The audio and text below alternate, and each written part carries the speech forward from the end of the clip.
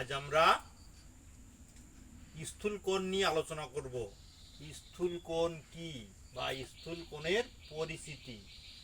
স্থূল কোণ এক সমকোণ বা 90 ডিগ্রি অপেক্ষা বড় এবং দুই সমকোণ বা 180 ডিগ্রি অপেক্ষা ছোট কোণকে স্থূল কোণ বলে।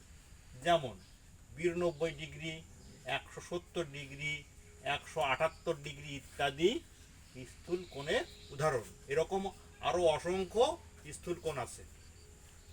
আমরা মধ্যে স্থূল কোণটাকে বিশেষভাবে মনে রাখার জন্য দুটো চিত্র রেখেছি। এ ও বি একটা সমকোণের চিত্র রেখেছি, অর্থাৎ এই কোণটা 90 ডিগ্রি। সংজ্ঞায় বলা হয়েছে এক সমকোণ থেকে বড় কোণ হতে হবে।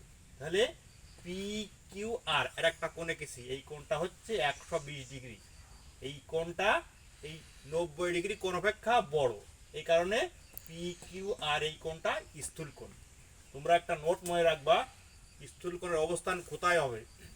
90 ডিগ্রি থেকে বড় এবং 180 ডিগ্রি থেকে ছোট, অর্থাৎ 90 ডিগ্রি এবং 180 ডিগ্রির মাঝখানেই স্থূল কোণের অবস্থান হবে।